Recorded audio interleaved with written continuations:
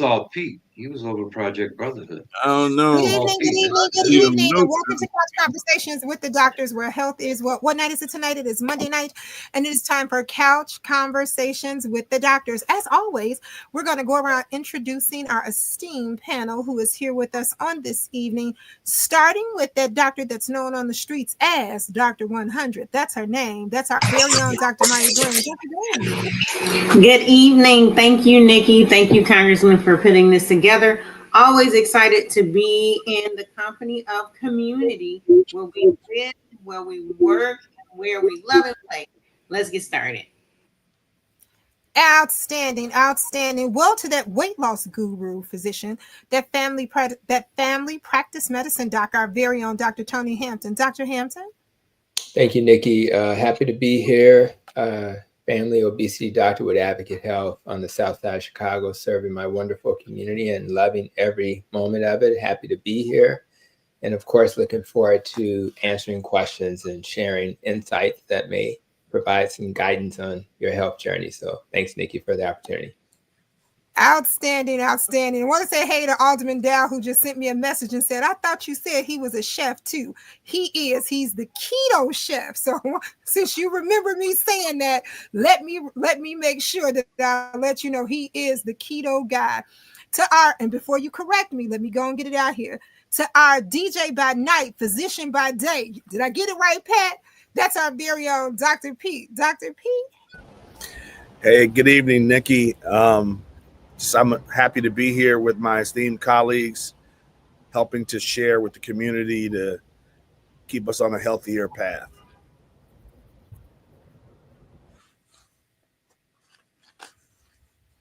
Outstanding, and thank you so very much. And Pete, I did return your call.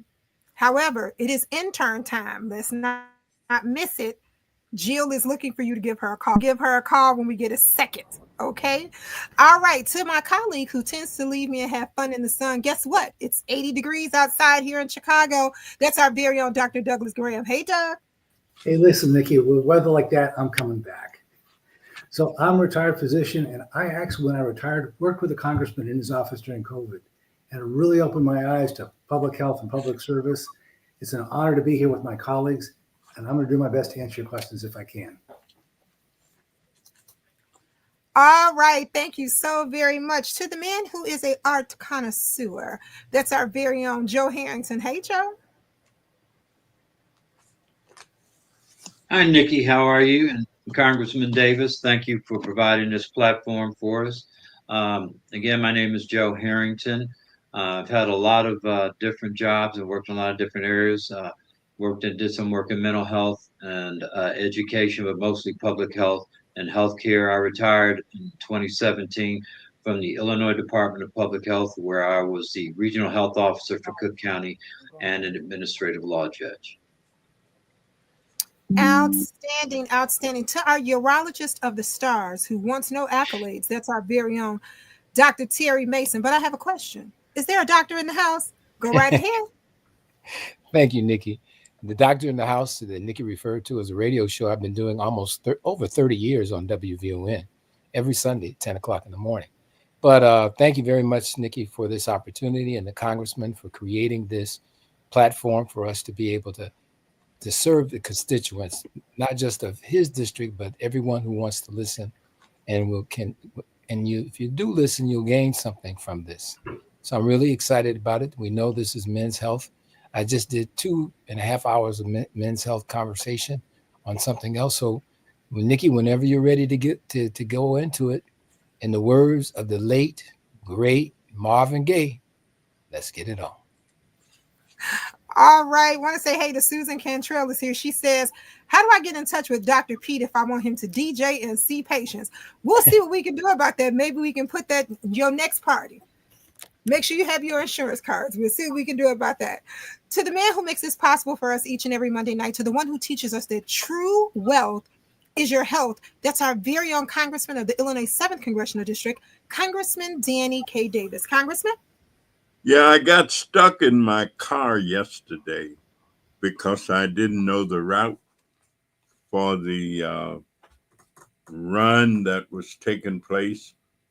and I was trying to get over to the south side from the north side. And so from about an hour, I listened to Dr. Terry Mason and Dr. Watson yesterday morning, Doctor in the House. And I felt like I should have been able to get some college credit or something at the end of that hour. That somebody should give me credit, because I heard one of the most profound discussions that I've ever heard. And I was just thrilled and delighted that I couldn't get to where I was going. I mean, I did a lot of driving, burned up a lot of gas, but for the whole 1 hour, I was listening. Dr. Mason, you and Dr. Watson and the other gentleman, I don't recall his name right this moment, but the information that you imparted relative to cancer and the work that is going on and the kind of approach that the community health centers, especially the Mile Square, because that's where they were from, provides. I just want to compliment you and commend you. I thoroughly enjoyed it, and it was like my therapeutic sermon. It was as if I was in church but couldn't get there. So, yeah, let's get it on. Oh, Congressman, I just want to say thank you, but the really accolades go to you, because without your tiring work that you've done with trying to get established more FQHCs, particularly in our area, and then make sure that they are situated in areas where people really do and will take advantage of those services.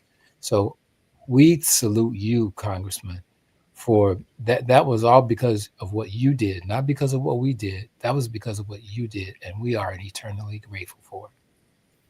Well, I appreciate y'all so much. So right on. Outstanding, outstanding. Well, with that being said, June is National Men's Health Month. So men always say that they get the low totem pole or they pull the short stick, or we talk about so many other things, and we don't focus on the dads, the brothers, the husbands, the boyfriends, that we never focus on the uncles. So today and throughout this month, of course, you guys are number one, but we will be focusing on the men. So I want all of the women to bring all the men to the forefront, because June is Men's Health Month. I want to say hey to our guys who are over in the garage. I see your text message. I see that you're watching. I want to say hey to you guys. We're talking about the men today. I want to say hey to our family over at the Core Center. You are there. We love you. Thanks for being here. And right before we start our conversation, Dr. Mason, after you hear the voice of the man who says I threaten him to be here every Monday, but he tends to always be on time, you're going to start us off. So, Dr. Miller, please introduce yourself. Good evening, everybody. My name is Dr. James Miller. I'm a retired internist, retired in 2019, but I'm still doing what I can to try to heal the community and in whatever way that I can. So I'm glad to be present in this conversation tonight. Hopefully we can discuss some things and make some points and maybe start some fires. I mean, I think that I've been talking to some people around the community, and they said, we need to start some fires. We need to get some things going. We need to get people moving and coming together. There's a lot of work to be done. So, we ain't going to get it done unless we get to work. So it's time for us to really understand what it is that is facing us and to take it on and carry on with it.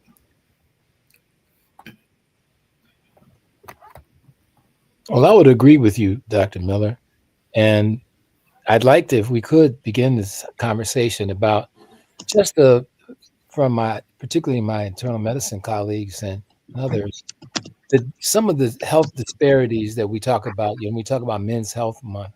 So, well, let's sort of go back and look at where we are with men's health in terms of our longevity, in terms of some of the things that we've all in our own areas have seen some of this. So why don't we just get it started right there? Well, let me say this. I know that we talk about the role and responsibility of government and practitioners, but I guess there's also a great deal that individuals can do in terms of their own sense of health awareness. And no matter what somebody else might be doing, but what you do for yourself probably impacts more than anything else what the ultimate is. So maybe if one of the practitioners would kind of kick off with what individuals need to do for themselves that nobody else can do for you except yourself.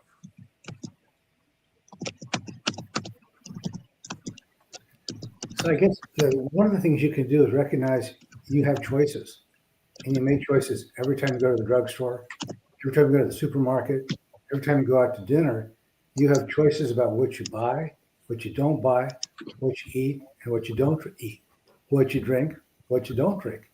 And you also have responsibilities of, well, can I fit some kind of exercise into my daily regimen or into my weekly regimen? So these things are not necessarily glamorous. We don't particularly get likes on Facebook for them, but these are things that we can do for ourselves. I kind of think of it like a savings program. You know, if you save money every week and you don't spend it, at the time you try to retire, you have something you can retire comfortably on. And health is kind of the same way. That if you work on saving and preserving your health, you'll have something to retire on rather than passing out the gold during the golden years because you're always seeing the doctor about one thing or another. Because so much of what we're experiencing can be prevented. Well, I think that the thing that we need to sort of talk a bit about is some of the disparities that we already know about, some health outcome disparities between black men particularly, and the white counterparts. And we know that there's some of the things that are relative to why that's the case. So, Tony, I'll ask you to, why don't we just start there, if that's okay with you? And you, as a practitioner, I'm sure you see this up close and personal. Is Dr. Hampton frozen? He must be. Looks like it, yeah. Yeah. Is Maya, did you want to chime in? Well, go ahead, Pete. Well, yeah, Terry, I think you hit a good point, which is Tony, you unfrozen. Oh no, he's still frozen again. I think you hit on a good point, which is the question becomes: so we know that people are living longer, right? But it's the gap that we're still experiencing. That white men still live longer than African American men, and the question is, why is that? And what decisions can we make to help to shorten that gap, right? I think the average life expectancy now of African American men is like 76 or 77 years old, depending on what part of the country you're looking at. And so the question becomes, where's that 10-year gap and why? The public health side of me will say that's due to poverty, racism, disparity in terms of jobs. And those things matter because, we can say, yeah, it's personal responsibility. You need to eat better. You need to exercise more. But when you're struggling to stay employed, struggling to pay your rent, and to take care of yourself, your sort of basic needs. And for men, we will always prioritize taking care of our families. We'll always do that. And so one of the reasons why with Project Brotherhood, we would have our clinic in the evening where men didn't have to skip work, right? And we would have job readiness programs so that men could, in addition to going to see the doctor, you would also hear about ways to improve your employment, ways to allow you to take better care of your family. So we designed the clinic around how men thought. And I wonder if, and Project Brother has been around for years, but I wonder if many of our health centers would prioritize our clinics around how men think. So having evening hours is important. Having weekend hours is important. Yeah, I'll stop there. I could go on. Dr. Miller? Yeah, well, I think that we also have to consider some other factors, and I think those other factors are factors that the learning process. What are you before you became a man, you was a boy. What did you learn during your boyhood that is now a part of your manhood, but it's maybe isn't really the way that maybe those things that you came up short on. Now they're on display because you're going to be according to who you are and what you know. That you don't know, you can't do, and that which you are not qualified for, you can't perform. So I think that the preparation about so we can't just be we can't start just talking about grown men. We got to talk about what happened to grown men before they became grown men. So what happened to those boys? What happened to them? When they were growing up in school, when they went to classes and they didn't feel that kind of relate. They didn't have that kind of relationship between themselves and the teacher that motivated them to really go out and do the kind of work and work as hard as they need to work in order to be able to accomplish what they need to accomplish so that they can get to the next step.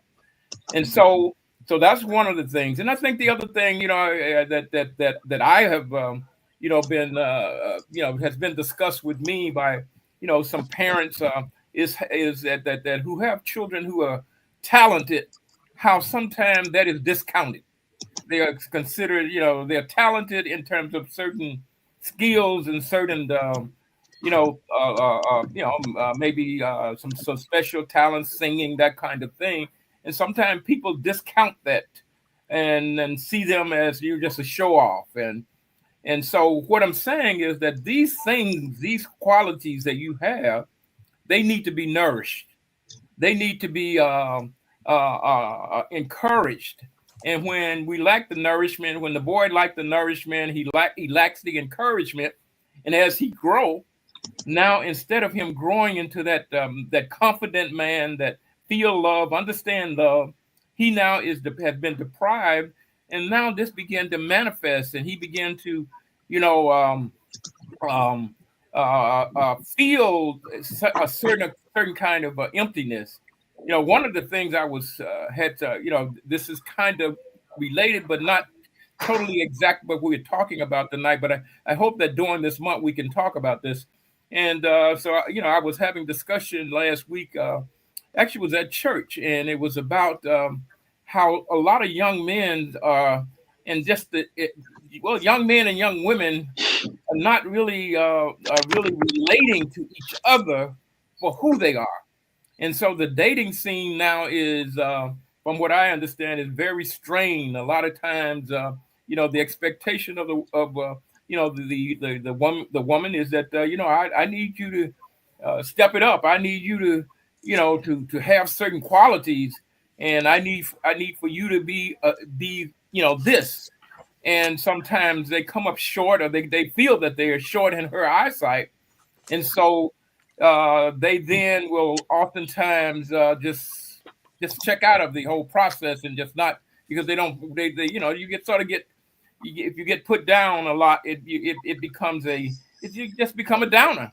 And so, so a lot of these things happen also to young men in the regular setting that they're in. And I think that we have to also start the conversation with talking about that in order to be able to understand this man, that's grown man, and why he is oftentimes behave the way that he does, or feel the way that he does. Yeah, I want to jump in and offer a slightly different but parallel contrast to what we're talking about. Um, One of the things that I remember, and a number of us were good friends with Dr. Eric Whitaker. And at the time, Dr. Whitaker was the medical director for Project Brotherhood. And one of the things he used to say, and it really struck me, Black men take better care of their cars than themselves. That says a lot. When you talk about people, and what I remember when he would say that, I would drive by these car washes where you can actually go and wash your car. Be full of black men. It's like on Saturday day, you go through and you got people washing cars, and I see people drive up there with cars that were beat up and battered. And I was thinking to myself, why would they even come here to get this car washed? And he did point out that, black men take better care of their cars than themselves. Even in a beat up car, they'll put in good oil and good gasoline because they want to get around. So there's something that's how obviously happening and causing people not to make good choices and bad choices. And part of that is the environment. If you grow up in an environment where you don't have a lot of options and you have a lot of negative influences on you, you're more likely to make bad choices than good choices, even if you go to a good school. I grew up in Woodlawn. It was a long time ago. The neighborhood was violent, probably not as violent as it is today. And I was recently with some friends that I've known since first grade, and I grew up in West Woodlawn, and several of them grew up in East Woodlawn. East Woodlawn is where the Blackstone Rangers started and developed. West Woodlawn was disciple territory, and I told them that I hated to visit them when we were growing up because every time I passed Cottage Grove, I went into another gang territory. And they said that they didn't like coming to my neighborhood because every time they passed Cottage Grove, they lived. So there are a lot of other things going on that complicate this. The last thing that I'm going to say that really talks about gender roles and expectations. That my father was really a great father, but he was a firm father. He didn't take stuff from anybody, especially his children, and especially there's only two of us, me and my sister. I was the only male child. So he had the expectation, and he made it clear to me from the time I was 4 years old that he wanted me to be a man. And he would tell me to man up. Something was rough, he'd tell me to man up, be a man. So we have to actually look at some of these things that happen that leave an imprint on a lot of us black men in terms of we are expected in some respects to be Superman, be invulnerable. And so people disregard their health. And when they think about their health, it's typically too late because they have ignored something that was an early symptom of warning sign of disease and they discounted it because they were being a man. Now they may have full blown cancer, or their kidneys may be failing. Unless they're bleeding and in severe pain, or something is broken and needs to be fixed, they're probably not going to get care. And unfortunately, far too many people and far too many men and far too many black men, they use the emergency room for their doctor. And that leads to some of what we see. So there probably are changes that could be made. And I applaud programs like Project Brotherhood and other people that are doing things to get men, particularly black men, more engaged with their health. But this is something that's been happening probably since the beginning of time, in terms of just the orientation of what it means to be a man and what it means to be a real man. I'd just like to ask Tony and Maya, because do you see there's differences in attitudes with regard to what health is for them than for us, for others? Or do you think that they look at things, and just as to recontextualize what Joe was just saying, do you think that their expectations are the same? Yeah, I think from my perspective, it's about what we have modeled for them. I think about, even as I'm looking out my window, I'm gonna turn this around for a second. You see kind of see a play, ground kind of area the kids had since they were little, and I think about where I grew up on Costner and Jackson, and it didn't look like that. We had a, I mean, if you had a, where maybe if it, I mean, it just didn't exist. It was just dirt and concrete and alleys and glass in the alleys, and we used to, jump on the mattress as our trampoline, and we'd find a tire and push it down the alley, and it was just that's what we did. But I also didn't have a dad at home, and thankfully I'm starting to reintroduce myself to my biological dad.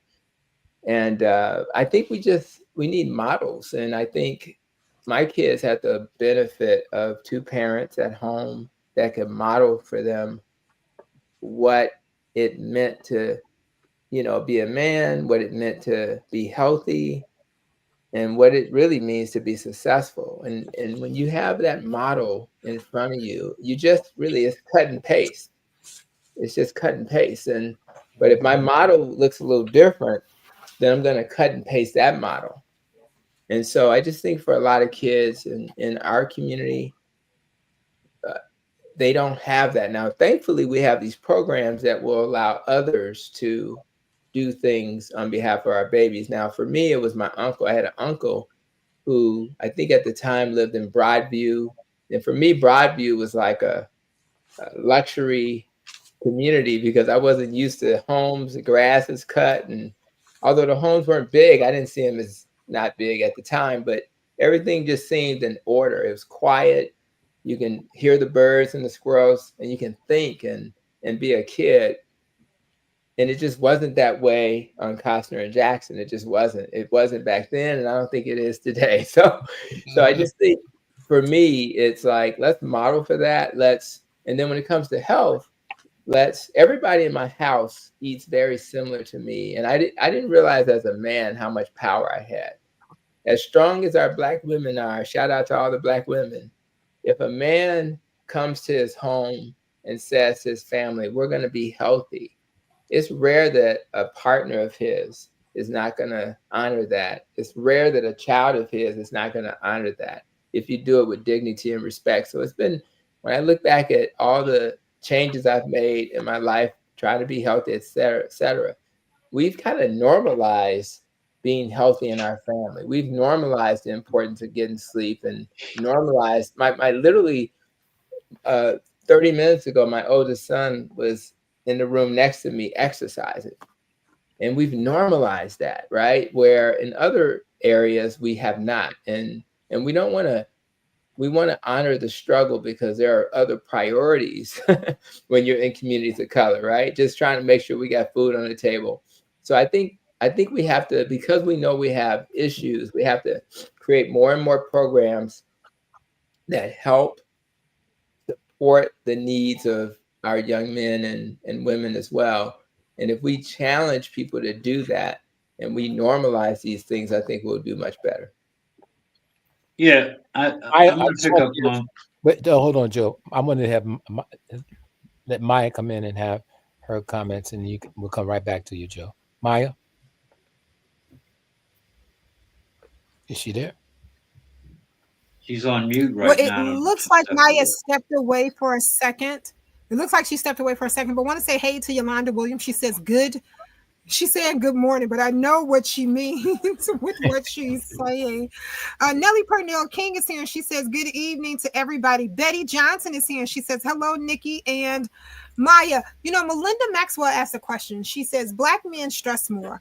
I believe so much is against them. And she says hello to everyone. But she also says growing up, a lot of guys were taught that having to see the doctor if you're not dying was weak. And I blame a lot of the women for that. We need to pick our men back up. Go right ahead, Joe. Yeah, and what I'm going to say might provide a different context in a sense. And I mentioned that I grew up in Woodlawn, and I found out because my sister uh, lives in a building, and there's some genealogists there. She did a simple family tree where I got to know more about my family moving forward.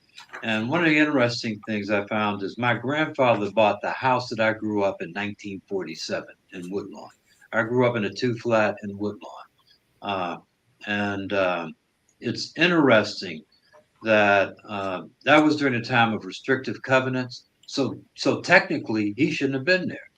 What eliminated restrictive covenants, and I was surprised to find this out as I read, was Lorraine Hansberry's father, who lived their family lived about 3 blocks from mine, and so when the neighbors found out he lived at 6120 South Rose because the house is still there, and when they found out he was black, they took him to court, and he lost.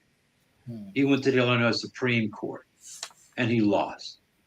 And the Supreme Court of the United States overturned restrictive covenants, which opened the door for black people to move into Woodlawn. So that's a historical context. To go a bit further, and I've not done any genetic testing to find out what my connection to Africa was, but my great grandfather, what I understand, was Alfred Harrington. Alfred Harrington had a child by a slave. That child was my grandfather. My grandfather was born in 1868, 3 years after the passage of the Emancipation Proclamation.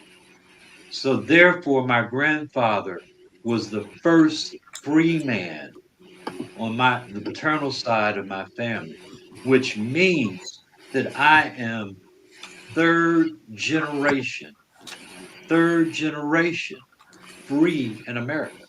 So a lot, when you think about it, you talk about, well, that happened so long ago. I'm third generation. You know, when Tony talks about it, and I don't know how to what degree he's chasing, he might be 5 generations removed from that.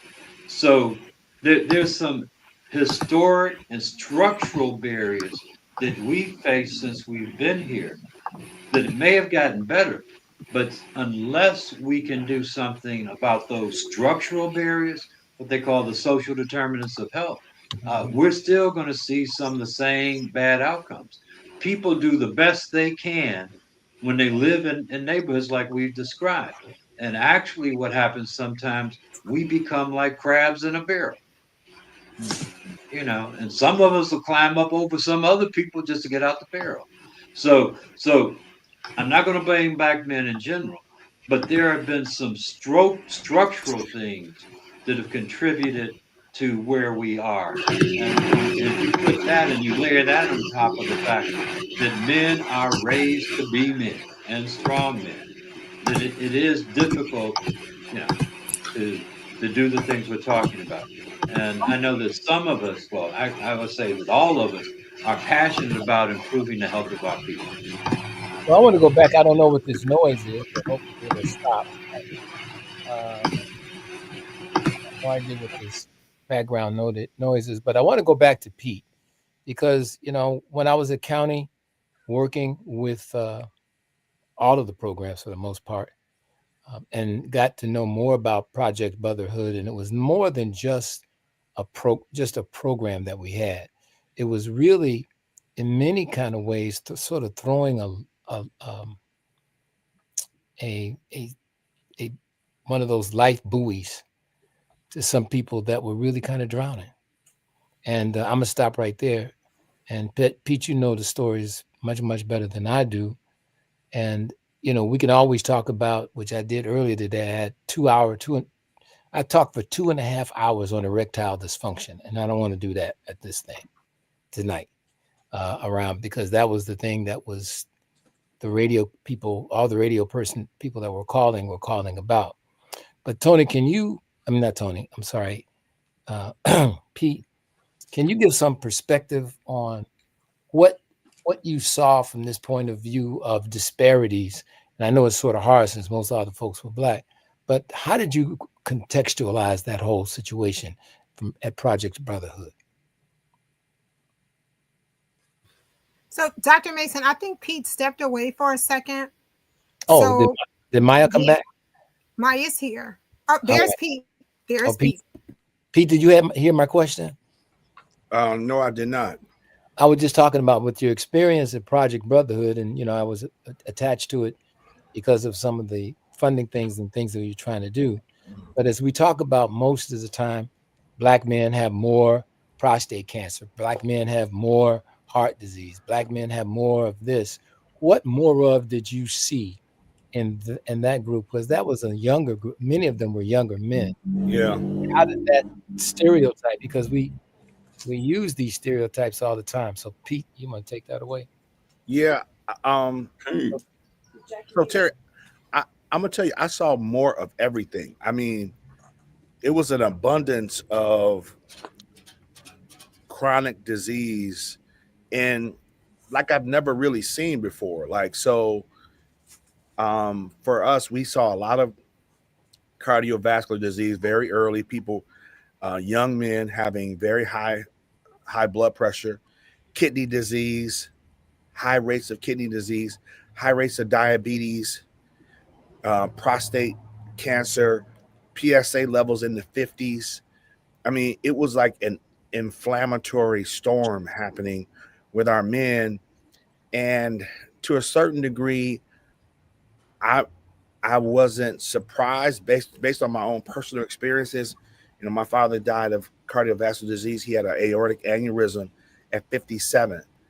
But it was due to uncontrolled high blood pressure. See, so there's so many things. So me as a primary care doc, I didn't take lightly having somebody's blood pressure be elevated and just, just, go out and I mean, I really wanted the men to see that if you ignore this, the end result could be devastating, and not just for you, but for your family and especially our community. Your absence is important. So I think here's where having an African American male physician to tell these Black men, we need you. We need you to take care of yourself. And that's important to us. And having them, if I said that to them, and I remember this guy, I said I wanted him to stop smoking. And so he came back to see me, and I said, hey, um, he said, yeah, doc, I stopped smoking. I said, well, and I'm looking in the prescription in the med list for one of the medications that we use to help people to stop smoking. And I realized I said, well, I don't see the medicine here. I don't see any nicotine patches. And he said, well, you didn't put me on. I said, well, how did you stop smoking? He said, because you told me to. So the power of having someone that looks like you take care of you, and for us to be emphatic about that. No, I'm not going to lower the bar for you. No, oh, your BMI is, well, Black people, we're just big bone. No, we ain't big bone. I need you to lose some more weight. You did good. You lost to 15. Now we got to lose 5 more.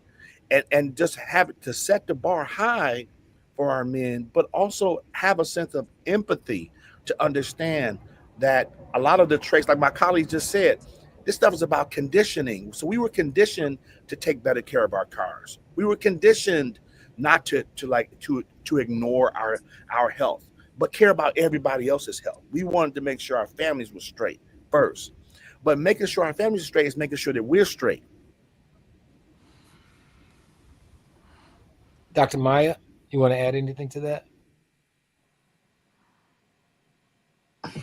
I think, number one, I concur with everything people are saying.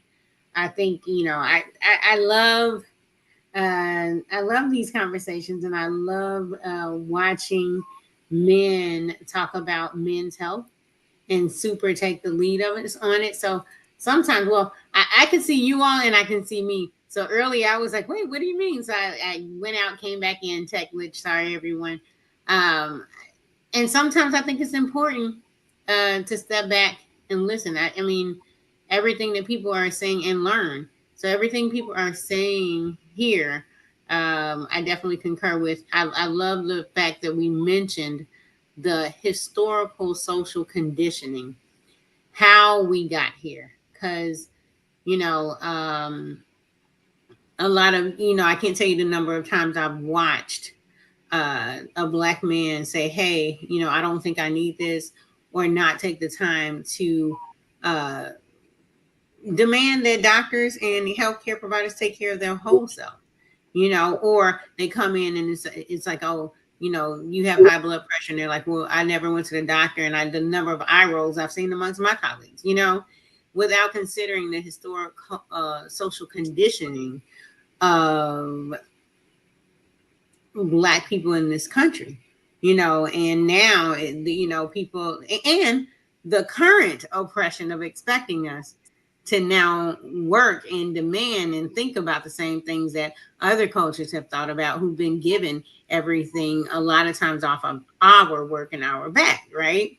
And so being able to meet people where they are, understand culturally. I mean, there's journals in the Journal of American Medical Association found out that, cultures that somebody from your culture who understands this nuances like that can move past that and offer care that gives better outcomes for Black communities. So kudos to every provider on this call and every caregiver, whether you're a provider or you give care by going in places and making sure amendments are right and voting, and things like that.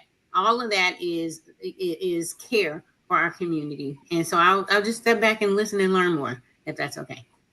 That's fine, Matt. That's fine. I just want to add a couple things. I grew up in Inglewood, and I grew up in a home where domestic violence was pretty regular, and you had to think about how was I going to be as I grew up.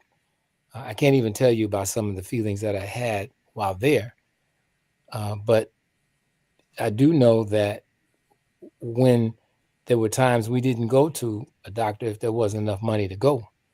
And between the mother and my stepfather, they sort of put together some sort of home remedy with something to get us through. So they did the best they could with what they had. And that was sort of the way that things worked. But the other thing is that with what we're doing now, and as I said, I just spent 2.5 hours on another call about differences in Black men, and it was mostly about erectile dysfunction. But I want to share this.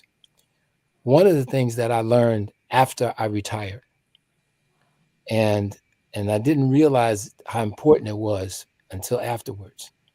And I'd be interested to hear how other people feel about this, but I was always running late in the office. And I was always running late seeing patients, because what happened was I found that these brothers had nobody to talk to. And oftentimes, them sitting in that office with me another 30 or 40 minutes was the only time they got to say anything, to ventilate, to just respond to all the stuff that's going on.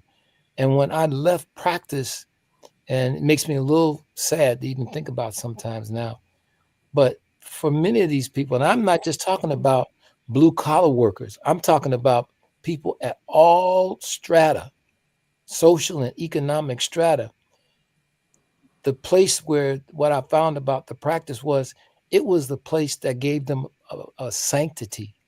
It was a place they didn't have to worry about what they told me was going to end up someplace else. And I think sometimes we forget just how important that is. And I know with the schedules that folks have to keep today, you don't have the time. And I just took the time, and I would be late, and I'd be running 45 minutes, an hour behind time. And I just explained why. And when people came in, I just made sure they got their time too, as best I could.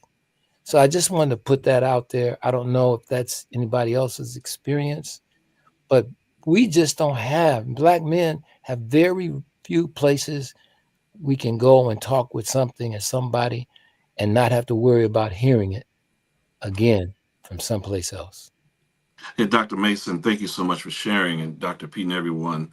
Hello, everybody. Your point is well taken. As I've been in the ministry over 30 years now, that is an often overlooked point, or one that's not recognized. It is so true that even in the church, even in the Christian realm, if you will, it's tough to have these kind of conversations with men. And that's where the faith community can be of help to provide a space.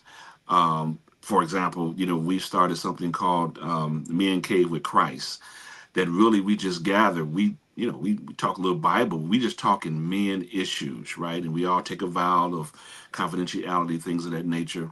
And it's really talking about men, whether it be health, whether it be relationships, whether it be whatever, employment, things of that nature, just to roll the ball out, right? We don't come with any topics, to roll the ball out for men to have conversation, right? Because they many times in my experience in those sessions, it's that kind of thing, right? Sometimes some brothers will come one time and they'll lay their burdens on the table and whatever, and they walk away feeling good because for whatever reason, you know, we're not talking about the things that affect our lives the most. Of course, scripture says in Isaiah 4:6, our people perish for a lack of knowledge. And even the book of James talks about, he says, confess your faults one to another that you may be healed. And so sometimes we just talk about our faults, our shortcomings, our hurts and our pains.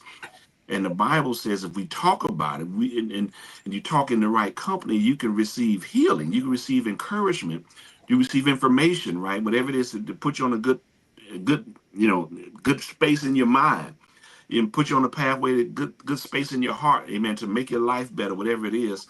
So I just want to say that is a point well taken, and I hope we all get that we walk around like Superman, but we don't have any kind of super conversations that are going to help our lives. And so I thank you for bringing it up, Dr. Mason.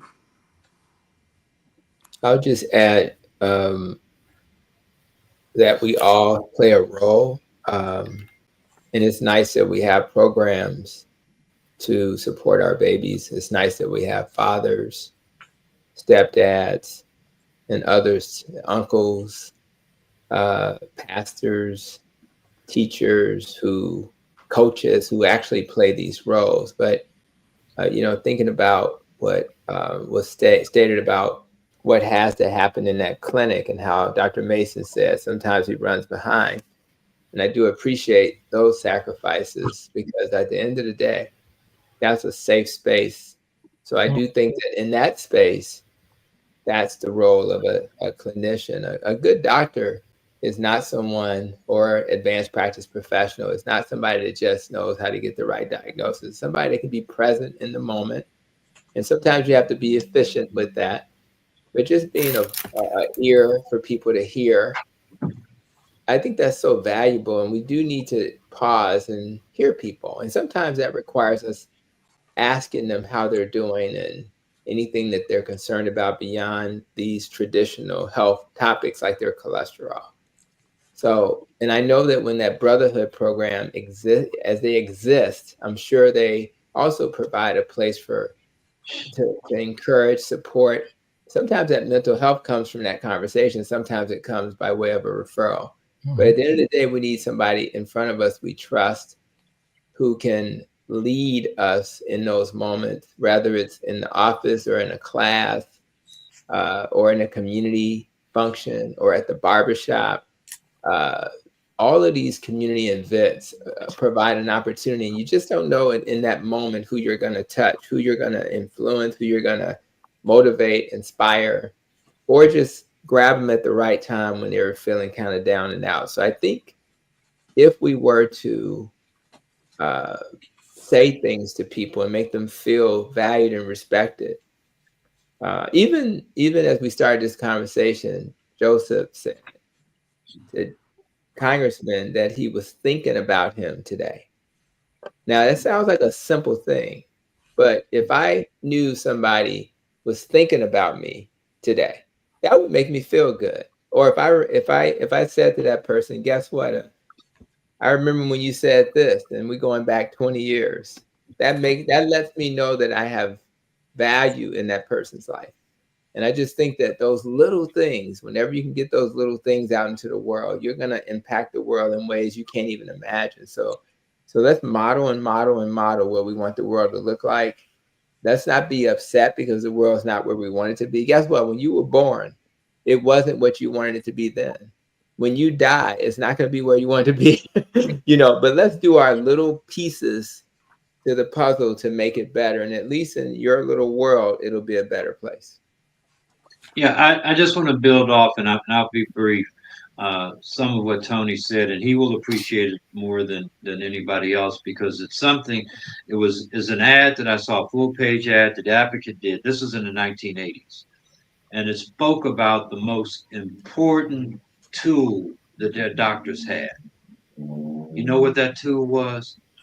It was a full page, most full a quarter page of the human ear. That's the most important tool we have. Listening, what he's talking about, and sometimes we forget that because we're so busy thinking about where we are and what's going on with us. I want to tell somebody else something. Sometimes we need to stop and listen. And sometimes you'll hear people's pain and you'll be able to address it. But if you never really listen, it'll go by you.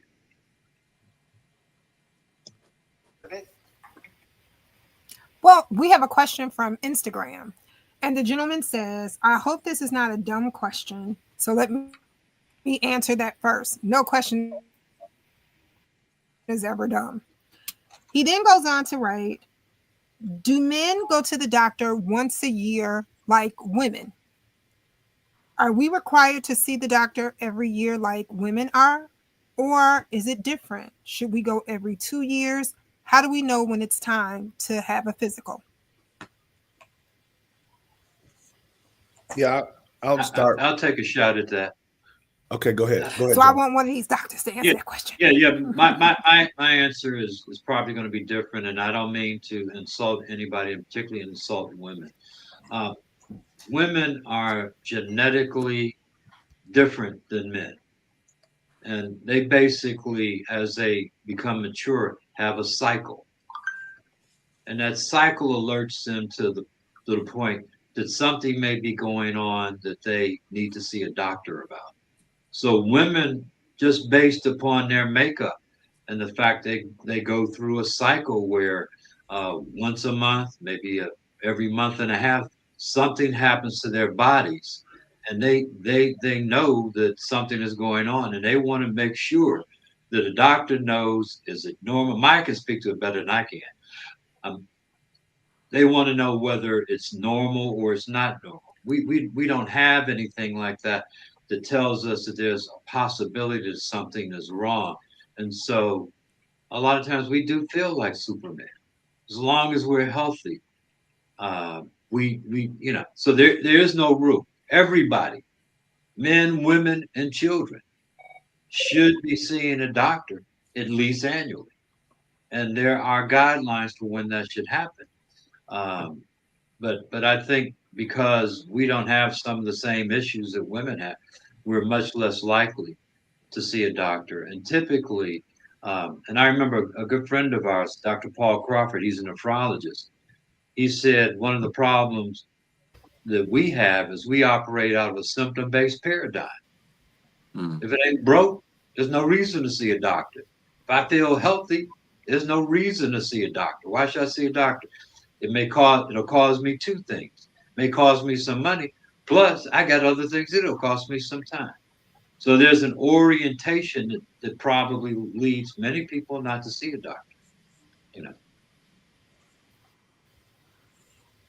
Pete, you were getting ready to say something? Yeah, so I would just say that to answer his question, I would say annually, once a year is bare minimum. And you should have some a comprehensive lab work done for you. Letting someone review your medical history, your family history, social history. The screening that happens for mental health, making sure you're not anxious and depressed. Sometimes we normalize our feelings but what you consider to be normal is not normal. And once you answer these objective questions and someone says, hey, we're concerned about this, this, and this. So yeah, I would say annually. And then as we do that assessment, we might find things that would require that you come back for your lab work and even in the screenings that we do. So I would say definitely once a year, maybe more depending on how old you are. As you know, it's like an older car. As you know, the more seasoned the car is, the more care it needs. So it's like an oil change. We all get our oil change every 3 months, right? But if you got a older vehicle, you probably don't need to wait every 3 months. You need to come in a little bit sooner than that. So the older you are, you probably need to go a little bit more often. And again, you may find things that you didn't previously know that would require that you come back on a more frequent basis. The only other thing I'd add to that, Pete, is we unfortunately have people are oriented to this symptom-based paradigm I heard it said earlier. So if I feel okay, I am okay. But that could be nothing further than the truth, further from the truth. And so I think that one of the things that we need to do, and what we tried to do, was to make sure that people understood why. You know, I used to always say Black men treat their cars better than their bodies. And we had a barbershop initiative where we work with that to get men to go out and at least get the test that you're just talking about. So we really do need to let people know just because you feel okay don't mean you are okay. And you, unless you get the right test, you still won't know. So that's why it's important. And people, and you need to have somebody sit down with you after you go through those tests and explain to you as best they can what they mean, whether they're positive or negative. And a lot of times I've seen people who came to me from other folks, and that was the problem. And I asked him, well, did you ask questions? Well, he looked like he was too busy. No, not, that's not the excuse. So we've got to, one of the things I think that we need to think about is how do we better equip Black men to ask about and speak up for themselves. Mm-hmm. And James, I know Yeah. you've been Yeah, quiet. I think. Well, no, I think that part of this process is teaching and educating Black men about their bodies, about the issues and disease processes that may or may not occur, so that they'll be more aware that of these things. And as you go to see a doctor, if you went to see a doctor and you had a normal physical, and and your labs are all normal, then it's probably okay to go back once in a year. But if he identifies that you have diabetes that you didn't know, or you have hypertension, now that's going to change your schedule, which because you need to have those issues worked up and addressed, and so that will require more frequency, an increased frequency of your visits. And but I think one of the things that my years of practicing, I learned about Black men are very private and don't like to really um, talk a lot, and some of that is because some of it may be because they feel that things are going to, get out. But I think it's not. I think more so is it's because they don't feel comfortable with the person that they're talking to, and I think that's it. That's an important thing that the person that you're talking to has to value you in order for you to feel that this person, I feel comfortable with this person. I can talk to them about things that are important to me, and they're not going to look at me as though I just came from another planet, or that I'm saying something that doesn't make any kind of sense. So I think a level of comfortness with your physician is very important, as well as, like I said, I'm still surprised that even today that in certain situation I'm discussing someone's somebody will ask me a question about things that are going on in their health that there's still a lot of people that's just not don't have a clear understanding of what some of the common disease will do to your body. having diabetes have you at risk for put you at risk for developing heart disease, kidney disease. Some people just don't know these things, and I think we have to look at how do we do better at teaching them. I think that we have a healthcare system maybe has giving them a piece of paper oftentimes doesn't solve that issue. So I think one of the things I know Tony does is that he does create things that where he can discuss the issues. And I think that we have to figure out how we can do this better in terms of getting and disseminating the information to people in a way that they can understand it, and trying to figure out better ways to help them understand their health, and what it means to be healthy and what it means to be not healthy. Well, outstanding. Well, Rosetta Guy is here and she says hello to everyone. Miss Goldsmith is here. And Miss Goldsmith says, absolutely, Dr. Miller, you are right. Black men are really private about their health, and I think this cripples them. Well, Jesse sends a message, and this is going to be our last message comment of the evening. He wrote a whole paragraph, but I have to read it because I think it's really important. Jesse says, hey, Congressman, thank you so much. And let me tell you why I say thank you. Dr. Miller was my mother's doctor. I used to drive a CTA bus, and I would get off the bus to get my mother to the doctor when she had her appointments. Love Dr. Miller, but we would be there a long time. And I could never understand until I was watching the program. I was watching the program, and Nikki, I watch every Monday. Trust me, I do. And my friends. When we watched the program one Monday, I saw my own illness.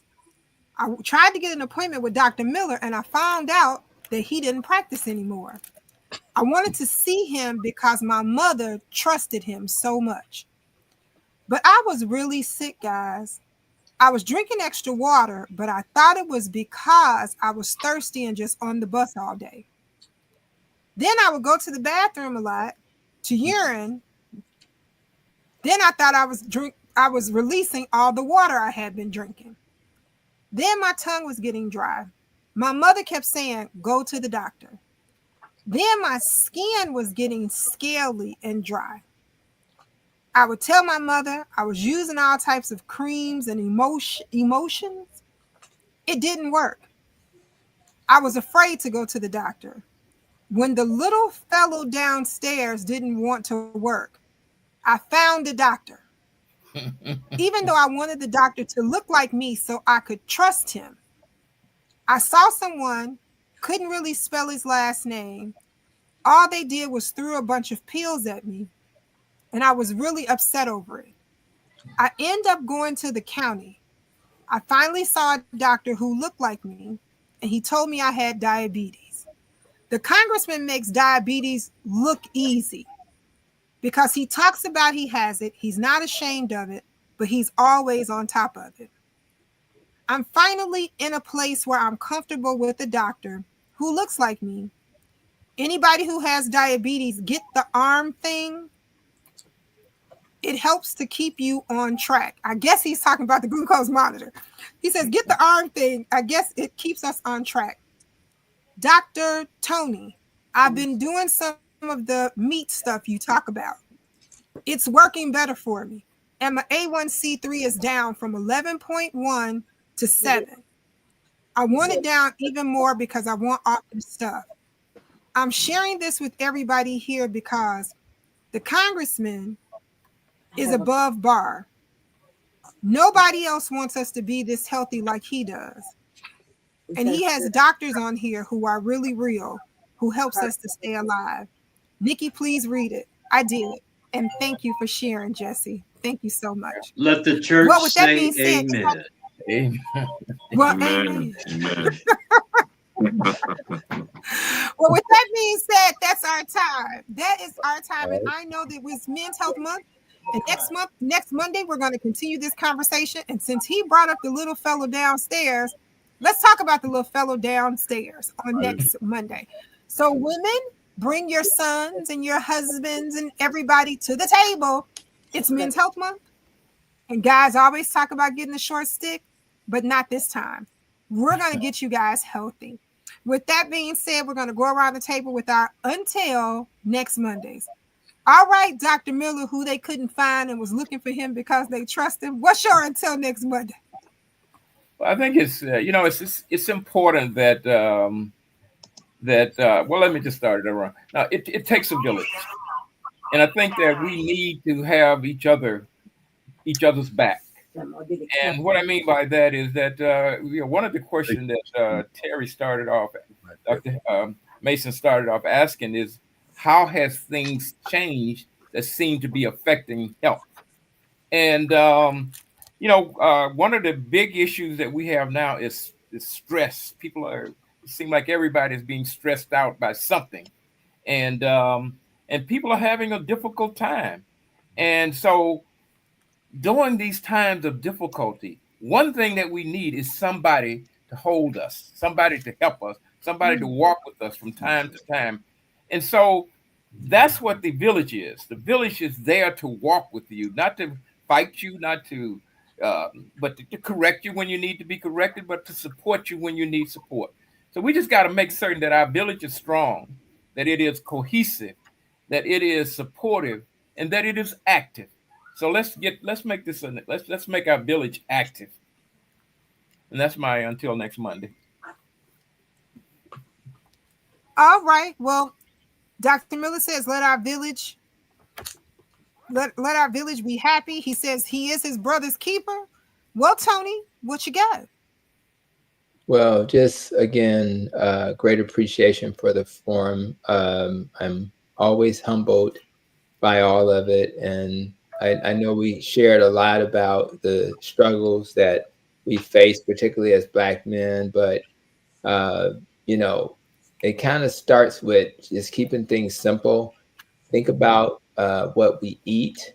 Let's make sure we eat real food as much as possible. But just as importantly as what we eat is how we think. I would argue they're probably equally important. You could argue how we think is more important. And if you get your mind right and you are a glass half full person, you'll be able to see the world through a lens that will allow you to overcome any challenge you face. So I encourage people to expect struggle in life, but know that you will be stronger on the other end of struggle. And lastly, I think it's important that you understand that as I looked out at my kids' old playground system, I had to show up for them. If not me, then who? So we have to show up for our families. We have to show up for ourselves and live a life that is reflective of what the great one in the sky would say was expected of you. So I encourage people, don't be discouraged, be encouraged. And when you face a challenge, face it with a smile because it's going to make you a better person. All right, don't be discouraged, be encouraged. I love it. Well, Dr. Miller said, I am my brother's keeper. Tony says, show up for each other. Well, Maya, Dr. 100, that is. What you got? Maya's good. I was born Maya, so that's all good. We're just keeping it 100. I want, if you're out there, since we're in the health month, I've noticed, I just want to advocate for the little fella downstairs. Just a point of advocacy. The little fella downstairs wants to know why we wait for them to be inconvenienced to go to the doctor sometimes. The little fella downstairs said, keep the little fella happy by going to the doctor before he gets sick. And that way, you can not only take care of them, but take care of your whole body. So don't wait. Dr. Mason always says, don't wait till you have symptoms like that to get into care. Find a provider you trust. I love that the person that sent in the information got to a provider that they trust, but let's find them early, especially in times like this, where a lot of times healthcare is under attack. Take advantage of the opportunity to get healthcare now, because we do need you. If you're out there and it's Men's Month, and I'm talking to my men, we do need you. We need you to be where we need you to be in our community, but also for yourself. So until next Monday, not only Little Bell downstairs, be around to take care of everybody. Prevention is key. All right. Well, Maya says prevention is key, and she's advocating for the little fellow downstairs. Dr. Miller wanted to remind us to be a brother's keeper. Tony says show up for each other. All right, Pastor Si. Yeah, thank you, and thank you, everyone. This has been very enlightening and edifying. Unfortunately, too many men for the first time, the ER is the first time they encounter a doctor. And so my until next time is to have the courage, right? Care enough to communicate to men to go to the doctor. Just care enough to communicate to men to go to the doctor. And maybe we can begin to make some inroads. And even on a broader perspective, we need to see more doctors that look like us, more African American doctors. That is a big barrier. And so we need to promote our children, as many who have that interest, into this industry, into this area, because some black men won't go because they can't see other black men or a woman who look like them, who understand them, who will hear them, and they can trust to give them, good medical advice. But care enough to communicate to men to go to the doctor. All right. Well, Pastor Si says care enough to advocate for men to go to the doctor. Dr. Maya says she's advocating for the little fellow downstairs. Dr. Miller says, I am my brother's keeper. And Tony says, show up for each other. Well, Dr. Mason, you're until next Monday. Well, first of all, I'm going to have the arrogant presumption that I'm going to be here next Monday. I want to make sure. I want to do what I can to create these safe spaces, even though I'm not in practice anymore, but these safe spaces for brothers to be able to go and talk to. And we'll talk to them. We'll work throughout some of that out at the church and stuff like that. But we got to have it, because sometimes you just need, I'm not saying anything negative. I'm sure we can take things to God in prayer, but sometimes I got to take my body to see another person that I can talk to and share with.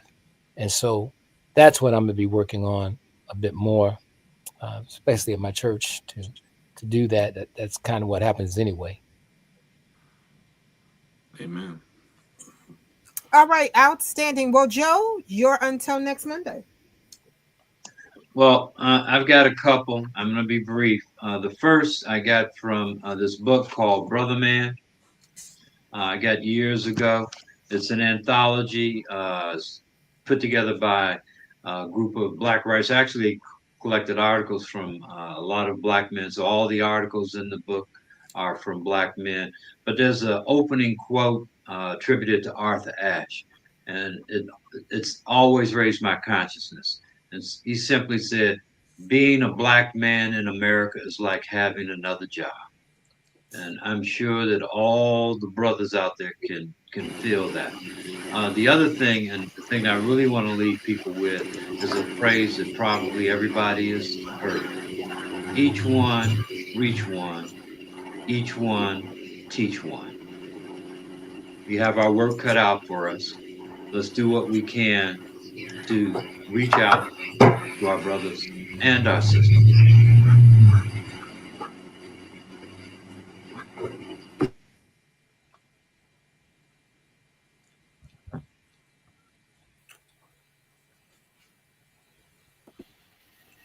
My computer did something crazy.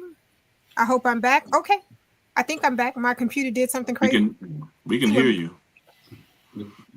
Pamela You are Dominguez back. is here. She says, great evening, great information, and amen. Also, Stephanie is, okay, very good, is asking if we can talk about men and heart disease. We're going to grab that this month just as well. Stephanie, thank you for making that comment. Well, Doug, you're until next Monday. Well, I want to add to what Joseph said, because as I'm thinking about this, if you're not born into a family that teaches you health, it's a job you're going to learn throughout your life. And it's not like you're going to be good at it right away. I mean, we watch TV and they say, you take this one pill and you'll be better overnight. That's not been my experience. I don't think that's how it works.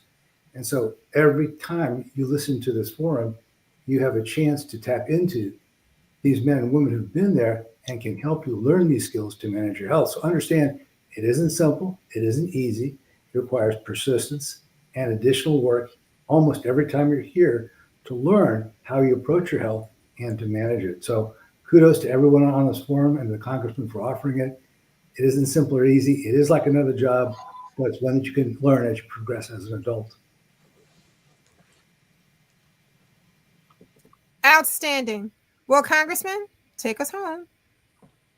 Well, I think like Dr. Mason indicated, if he had the arrogance to assume that he would be here next Monday, I guess I'll do the same thing, because I'm here tonight in Chicago, because tomorrow I am going to a friend of mine's funeral who also was a great health guy.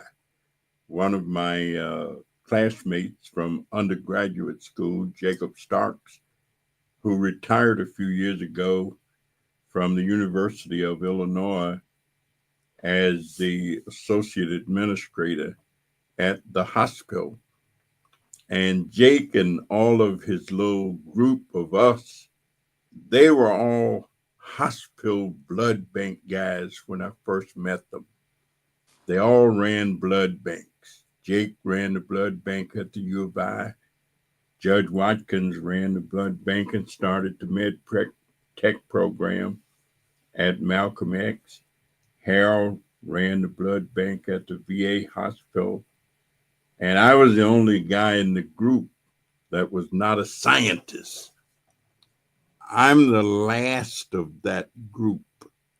All of them have gone on to another world. So I just say to Jake's family that we certainly enjoyed our relationship with him all of those many years. Rosetta Guy and I worked together at the Martin Luther King Health Center in 1969 and 70. Miss Guy, how are you? She was a dental assistant, and her sister was a nurse, and had a wonderful daughter that all of us were just in love with, a child prodigy almost. She went to Germany when she was a little girl. 1969 and 70 at the Martin Luther King Health Center. Miss Guy, oh my goodness. But at any rate, and nothing works all the time for anybody or everybody. But my daddy used to drink cod liver oil. And I grew up drinking cod liver oil after I became an adult, with the idea that it was going to be good for me. It tasted awfully bad, but he would just take him a shot from the bottle every night. And so we would practice doing that, my brothers and I. So sometimes people will emulate other people. And if boys see men doing certain things, maybe the boys will do that as well as they grow up and become men.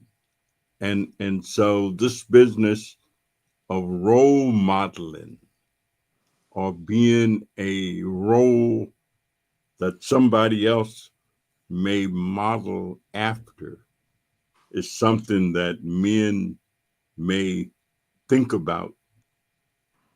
Sometimes you're being looked at when you don't think you are. Sometimes you will impress when you don't think you are impressing. And yeah, we got a long way to go, but we've come a long way for sure. And I think that we never can get bogged down with what we may not have done, where we may not have gone to, but think of where we have come from. And I believe that we're going to keep on going. Nobody never promised us a rose garden. So just thanks to all of you who participate.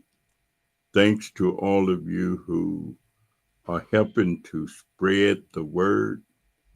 And thanks to all of you who are a part of this new day beginning to dawn. Have a good night, and hopefully we'll see you all next week. Thanks, Nikki, and let's take it on in. Good night, everybody. God bless. Good night.